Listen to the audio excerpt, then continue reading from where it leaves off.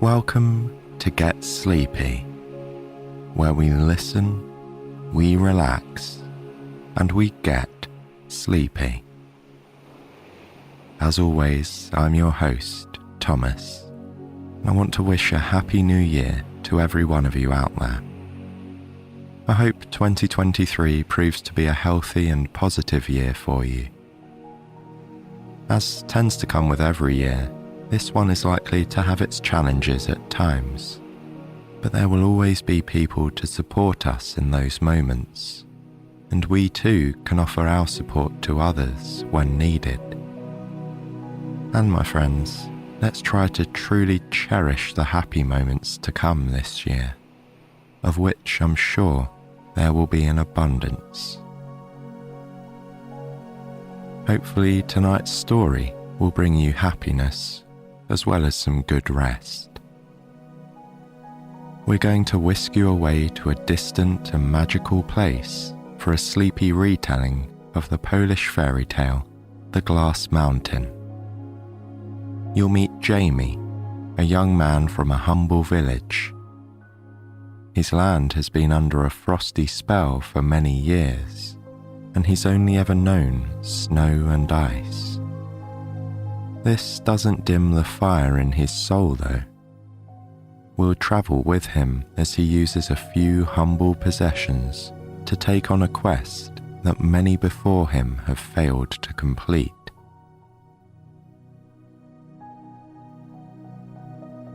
So now, let's make sure we're relaxed and ready for our story.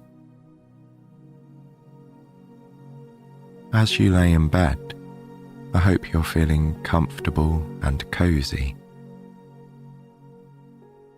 You can give yourself permission to let any lingering thoughts wait until tomorrow. Just turn your attention inward and focus on my voice.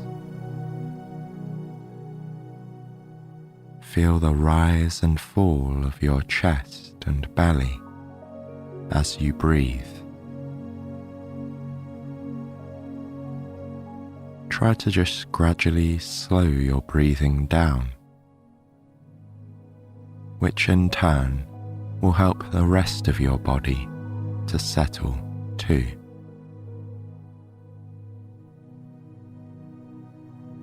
Now, as you breathe in, I want you to just say to yourself, I am. And as you breathe out, say to yourself, calm. I am calm. Repeat that a few times as you continue to breathe.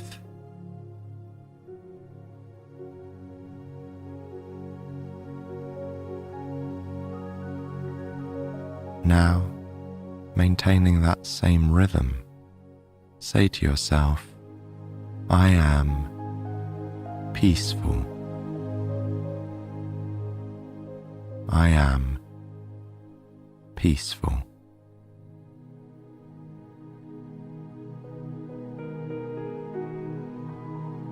And finally, as you continue to unwind, say to yourself, I am sleepy.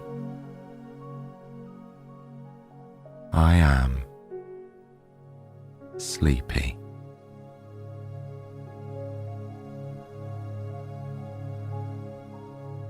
Let those words stick with you as you listen along tonight. Now, imagine a vast land that is eternally locked in an icy embrace. It stretches before you in shades of white and grey.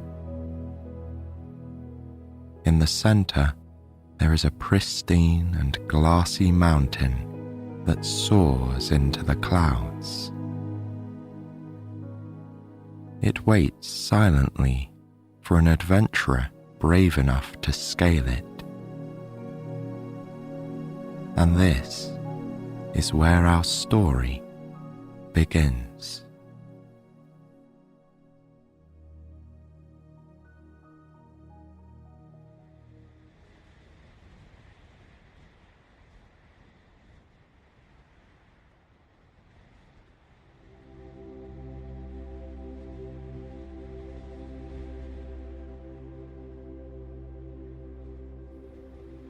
Once upon a time, winter fell suddenly upon an entire kingdom and never turned to spring.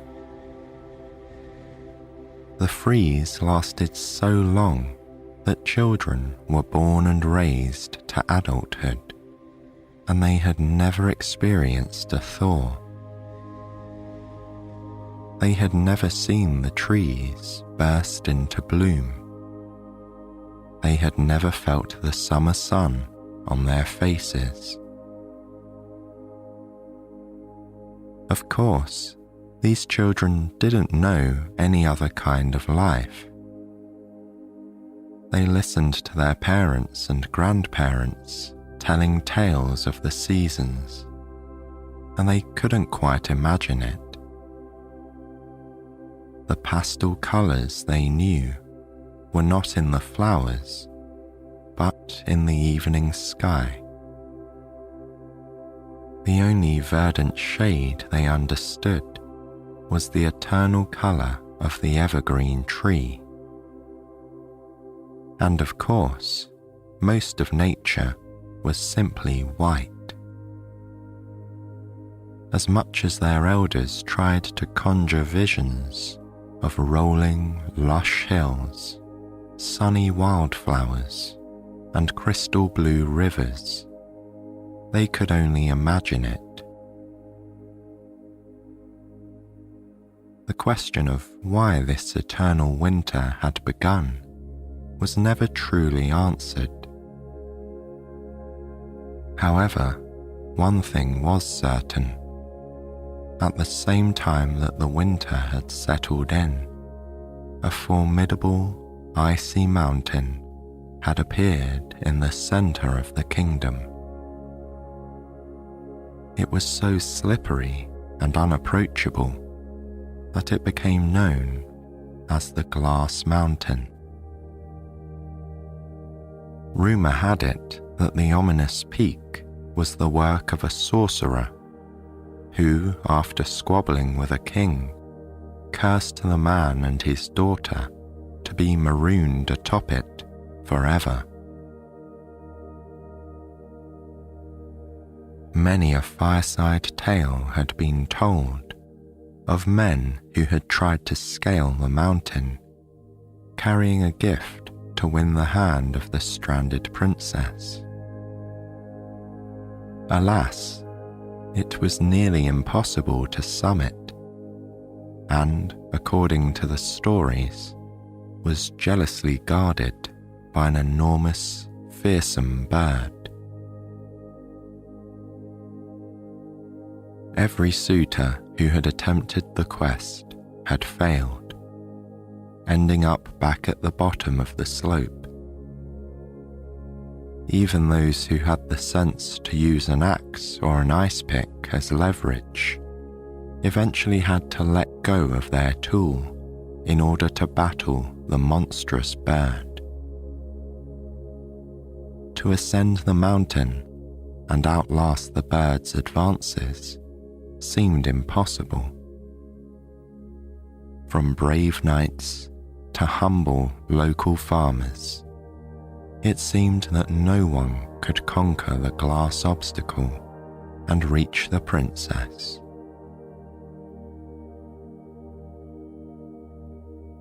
There was a very young man named Jamie who lived in the village by the foot of the mountain. He had grown up in the shadow of the enormous monument of ice, hearing the stories and seeing one hopeful adventurer after another meet with failure. Like all the others his age, he had never known any season but winter. Although he found stories of the summer intriguing, He didn't know why he should yearn for it. However, Jamie did love a challenge. He was a very clever boy. He had a great many chores to complete each day in order to help his parents make ends meet. However, in his free time, he enjoyed skating on the village pond, where he would make graceful circles, gazing up at the sparkling mountain. As he came of age, he dreamed of being the one man who could reach the princess and woo her. While there were certainly many nice girls in the village who would have gladly been his sweetheart, he wished to know what lay beyond his small hamlet. He did not want to live a life without experiencing adventure. Jamie thought and thought about how he might get to the top of that glistening peak, and he hatched a plan that was almost ridiculously simple. At dinner one night, sitting at the wooden table by his family's hearth, he told his parents what he was going to do. He planned to use his ice skates to anchor his feet while he scaled the mountain. That way, when the fabled giant bird appeared, he would have his hands free to ward it off. His mother was fretful, fearing Jamie would injure himself with this mad scheme. His father was equally skeptical. How could Jamie succeed where so many more worldly and experienced men had failed? Hoping to dissuade him, his parents pressed him with questions. How would he battle the large bird with his hands? What gift could he possibly take for the princess? Jamie had to admit that he didn't have the answers to those questions, but he could not be swayed. He was determined to attempt the climb the next day. Jamie's mother whispered her concerns to the neighbour.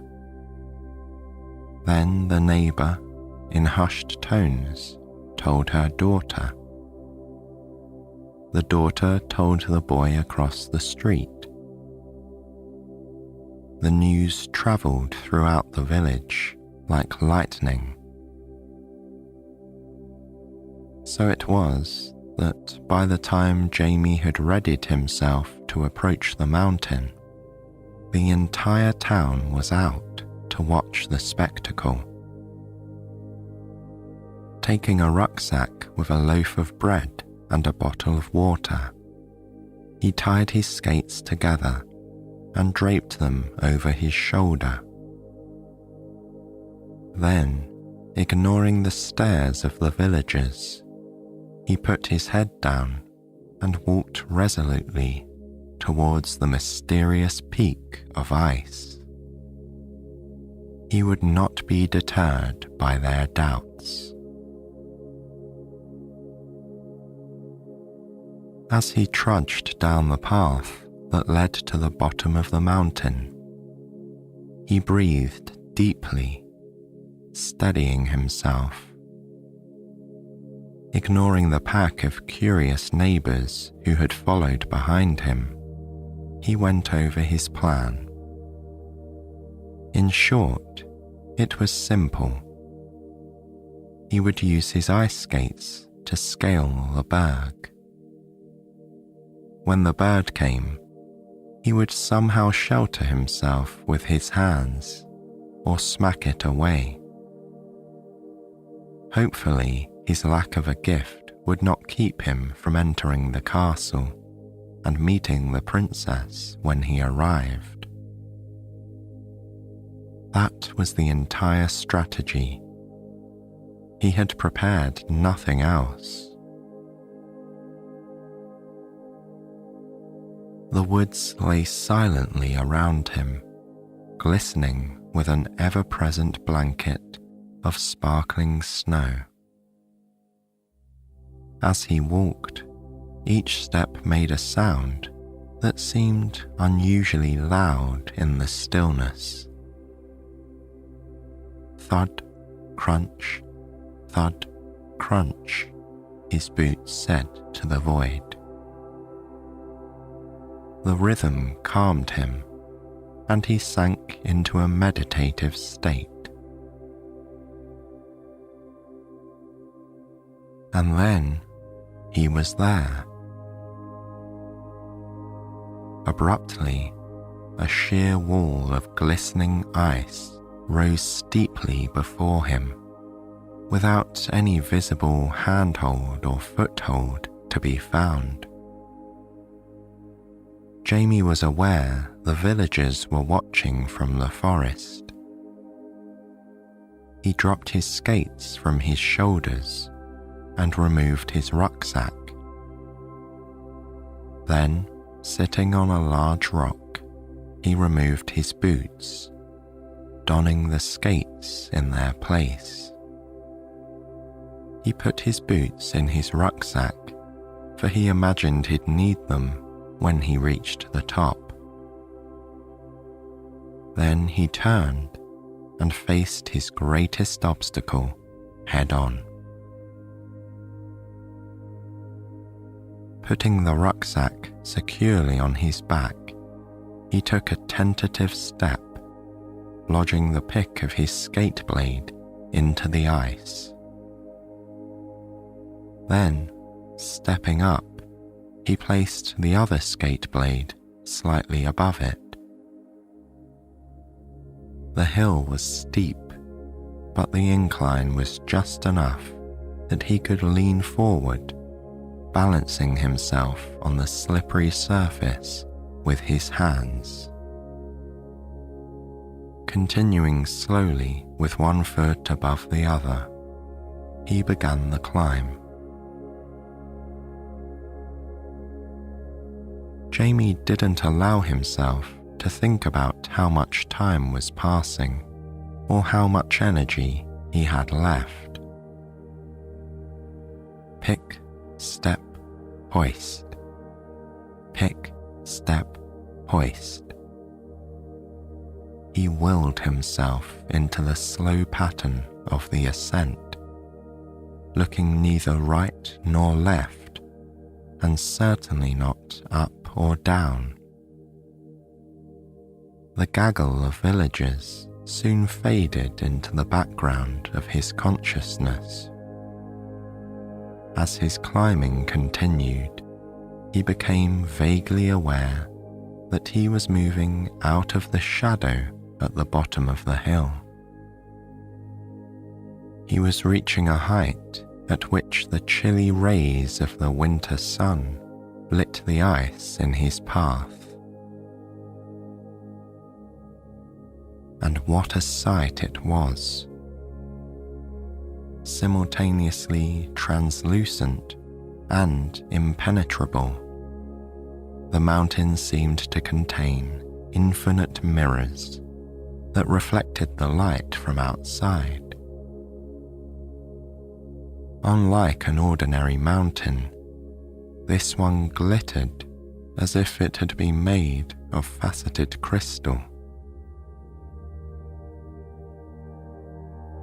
As he rose farther and farther upward, the sunshine the mountain was reflecting became almost blinding in its power.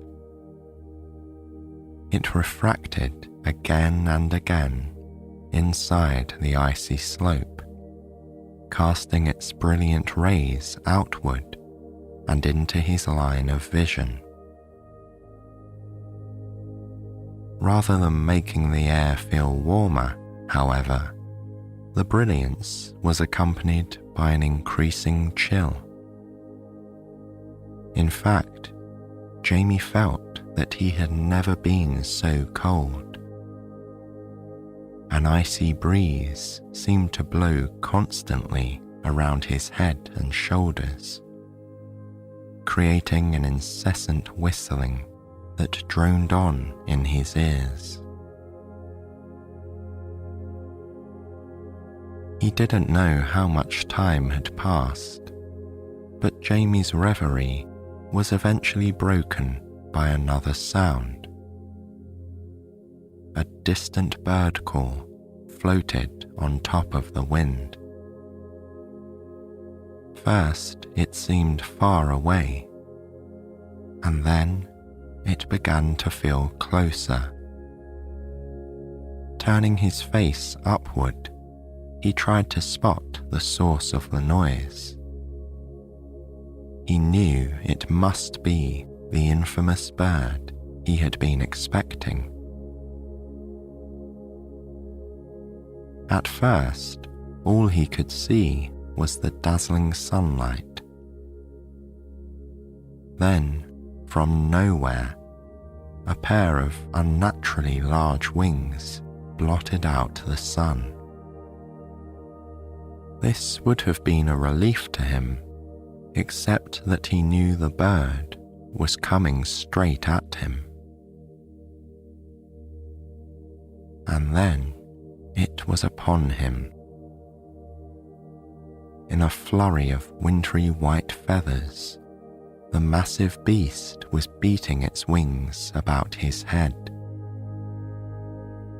Digging his skates more securely into the mountain, he instinctively protected himself, ducking under his hands. He tried reaching out to swat the bird, but it already had him at a disadvantage. He knew if he didn't think of something soon, he would lose his balance and slide back down the mountain, like every other adventurer before him. Turning his face boldly upward, he spied the feet of the bird hovering above him. Without thinking, he flung both hands upwards and gripped its black legs tightly, one in each hand. The animal shrieked with indignation. Then it began to rise.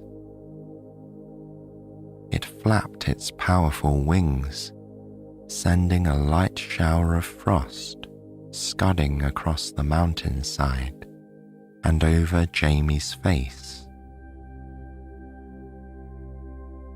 Jamie hung on for dear life, and the bird began to fly upward, dislodging his skates from the ice. He was ascending, going up, up, up, and then he was aloft. As if attempting to escape the tiresome burden at his feet, the white eagle threw all its energy into the flight, carrying Jamie far into the sky and lifting him upward to the top of the icy mountain. At first, his eyes were screwed tightly shut. After a few moments, however, he tentatively opened them and looked downward. To his amazement, the glistening ice sped by him. He was moving faster than he ever had before. To his side, he could see beyond the mountain and to the snowbound landscape below. Miniature houses, miniature trees, and tiny winding roads created a storybook world that seemed unreal.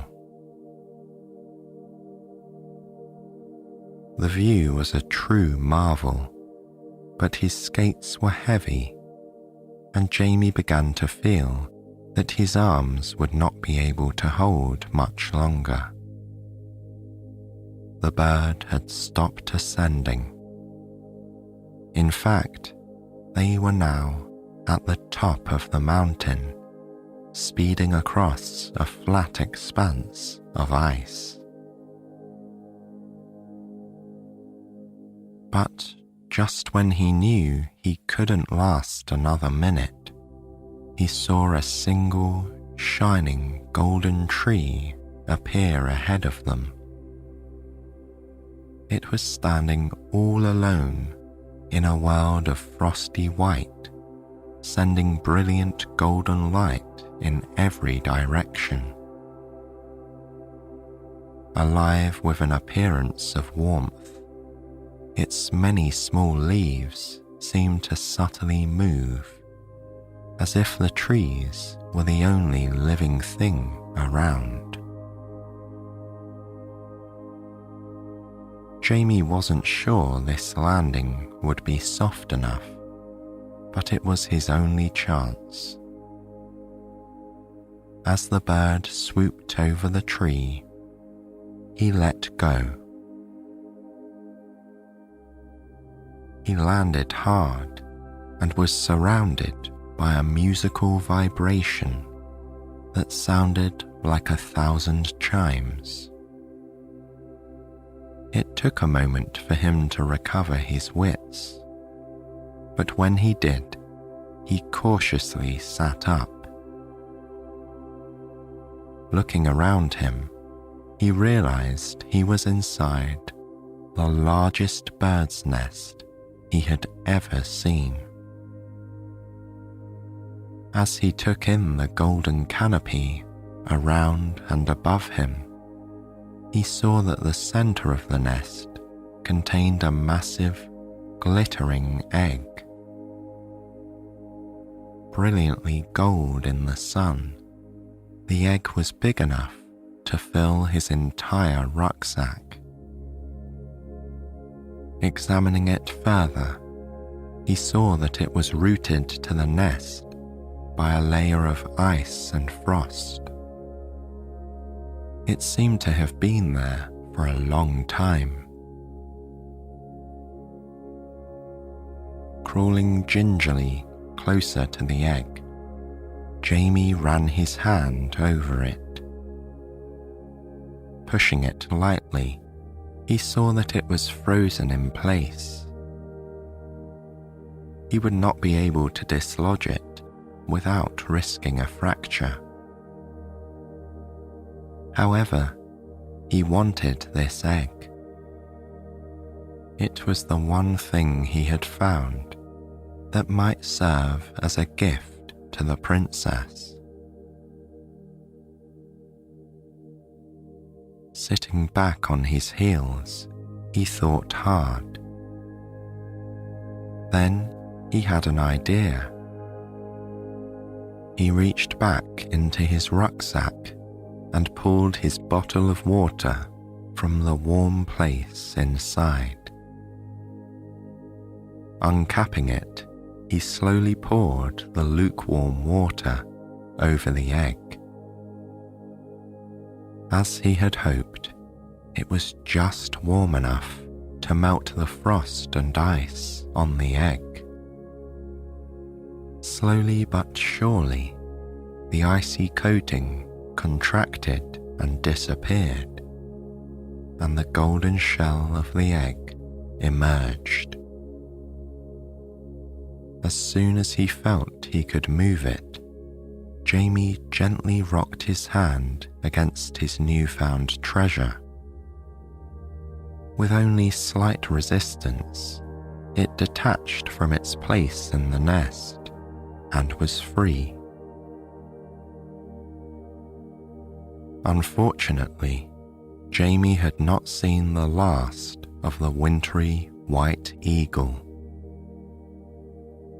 Crying with indignation, it returned to the tree, swooping down out of nowhere. Jamie could see that it was bent on keeping the egg from leaving the nest. Looking quickly around him, Jamie grabbed the only item he could think to use. As the eagle's feet descended once more towards his head, he pushed the loaf of bread from his rucksack into the bird's clutches. Thinking it had seized its prey, the bird squawked triumphantly and sailed away into the sky. Its cries receded into the distance. Jamie sat still for a moment, breathing a sigh of relief. When he was sure the eagle was gone, he turned back to the egg. Removing his boots from his rucksack, he gently nestled the egg inside, securely closing the flap. Then he removed his skates and put his boots on, once again draping the skates over his shoulder. Leaving his rucksack at his feet, he carefully stood up in the enormous nest, hoping to survey the top of the mountain. At first, all he saw was a vast expanse of shining whiteness. The frosty summit appeared barren, brilliantly reflecting the rays of the sun back from the ground in an unending vista of ice. Shielding his eyes with his hand, however, he thought he saw a bright twinkle in the distance. Holding his breath, he waited. Then he saw it flash again. Something else was out there. Whether or not it was the castle he sought, it was the only other object on top of the peak. He resolved to walk to it and find out more.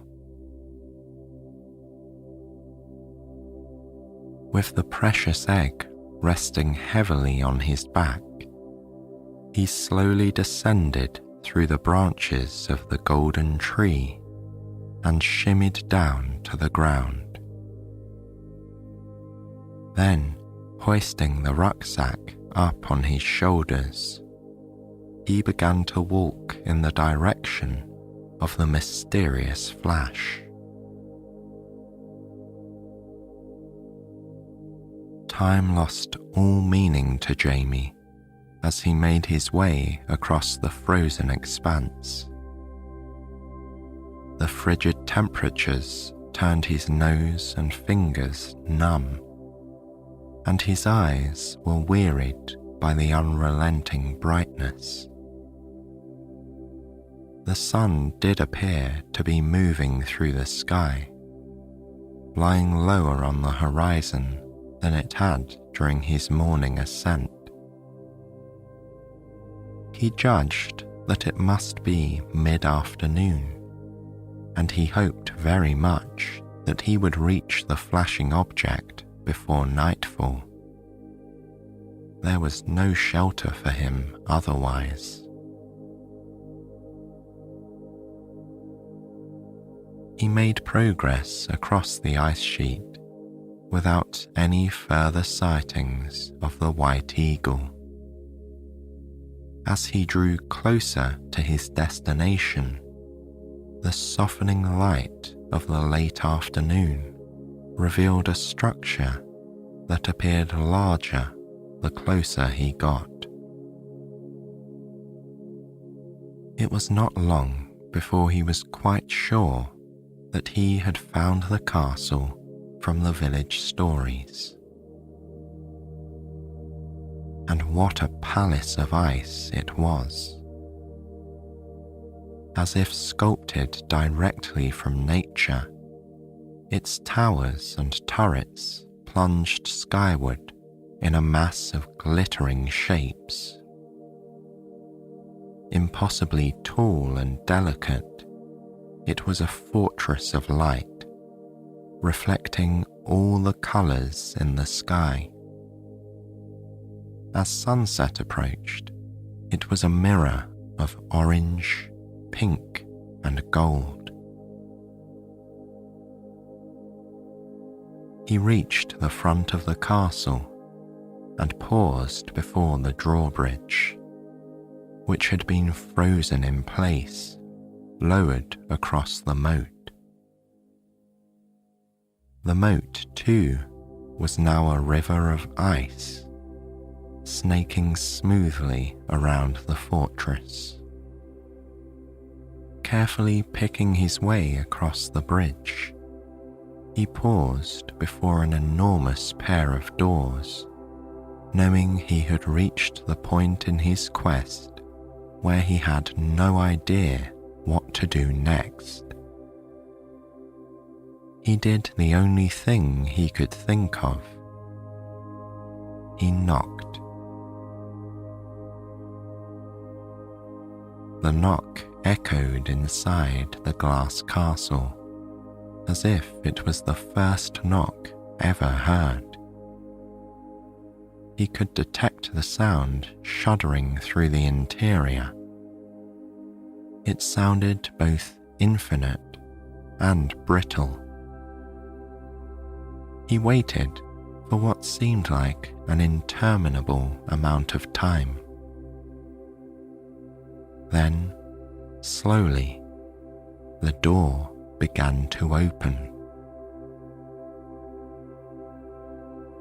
Shivering with the effort, as if it had forgotten its purpose, the portal opened. At the bottom of this very tall door, pushing with all her might, was a young lady. She was wearing a plain white dress and a heavy cloak. Atop that, she had a fuzzy blue muffler and an extremely improbable, if practical, set of woolly earmuffs. Peering with amazement at Jamie, she opened her mouth as if to speak, and then seemed to think better of it. Then she took a deep breath and, very assertively, asked him who he was exactly.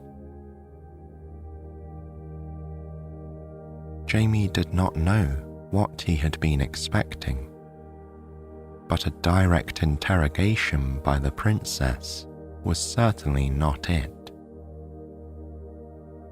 He haltingly answered that he was from the village down the mountain, and that, if she was amenable, he would like to rescue her. Having said it, he felt a little silly. The princess looked back at him dubiously. He became uncomfortably aware that he did not appear very heroic, carrying a pair of skates and a rucksack and nothing else. Then his face lit up and he said, "I brought you something special I found. May I bring it inside?" This obviously piqued her interest, and she nodded.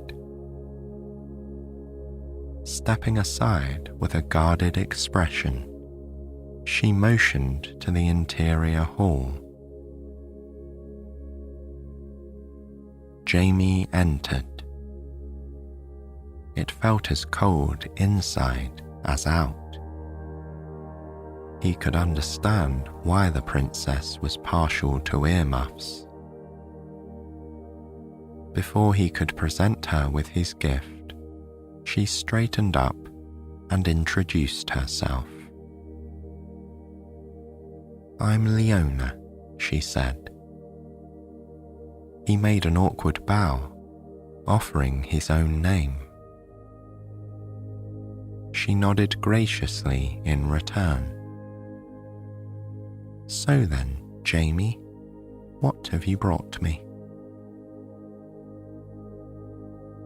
Jamie pulled the rucksack off his shoulder and opened the top of it, slowly drawing the glittering golden egg from its hiding place.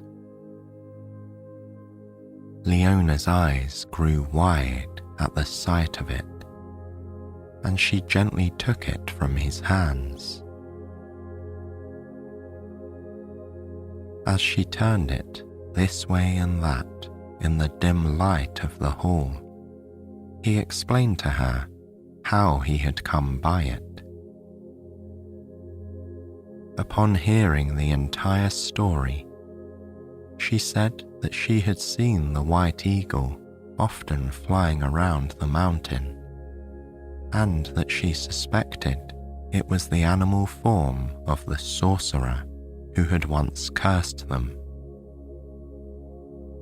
She related, sadly, that her father had long ago left the castle in search of the man, hoping to convince him to release them. Alas, he had never returned. And so she had been here, not knowing how much time passed, never aging all these years. Jamie expressed his regret for her unfortunate situation, but Leona appeared to be distracted by the egg in her hands. Shifting it from palm to palm, she said, "Jamie, the egg is getting warmer." As he watched, the egg began to look luminous, as if lit from within. The shell, which had been a static canvas of gold, appeared to be shifting and moving. Unsure of what to do, Leona set the egg in the center of the flagstones and stepped away from it. As they watched, the egg grew brighter, and the hall was suffused with a golden light. Leona pulled off her muffler, exclaiming that she felt rather warm. And Jamie realized he was feeling quite hot as well. Instinctively stepping back farther from the egg, they realized that the hall had begun to drip water all around them. The babble of running water began to fill their ears. It was melting. Without discussion, they pushed the doors of the castle open and rushed outside across the moat. Turning to look at the castle, they saw an incredible transformation taking place. The structure was melting from the center outward, and a bright light was shooting up into the twilight like a geyser of fire. With a low rumble, the center caved in, splashing water into the frozen moat. To their great amazement, a fiery orange and red bird soared upward and paused, flapping its wings over the remains of the ice castle. With each downward motion, it sent rivers of warm water outward, thawing everything inside the moat and flooding the area around it. Jamie could see that they had to get off the mountain as soon as possible. As the great phoenix swooped and called out over their heads, he decided to take a risk. Dropping his heavy skates on the ground, he told Leona to hold tight to him. She complied, linking her arms around his neck. Then, as the beautiful bird swooped close above their heads, he grabbed it by the feet, holding on as tightly as he had done to the frosty white eagle on the way up the mountain. Without protest, the bird carried them into the air. The fragile ice palace vanished behind them, and the ground melted away and caved in as the triumphant phoenix soared across the mountain top and plunged downward, heading straight for the village below. The slippery mountainside sped by, dripping rivulets of water downhill. The wind in their faces was powerful and filled with heat. They closed their eyes tightly, willing themselves simply not to let go. Then, in an instant, their feet were brushing the ground, and they released the bird, falling in a heap in the clearing at the foot of the mountain. The bird surged upward, a fantastic glowing orb in the night sky, and vanished into the distance with a cry. A shower of sparks dispersed in its wake, drifting to the ground like a meteor shower. Jamie and Leona lay in the wet snow, facing upward as they tried to catch their breath. Then, after a few incredulous moments, they turned their faces to each other and laughed. They had done it. Leona was free, and Jamie was home. The villagers had long ago given up on watching his climb and had gone home to their hearths and their warm dinners. Nobody was there to see him trudging homeward in the moonlight with an unfamiliar young lady on his arm. It was a great surprise to his parents, therefore, when their son made a miraculous reappearance on their doorstep. His mother was so beside herself that she spilled the stew.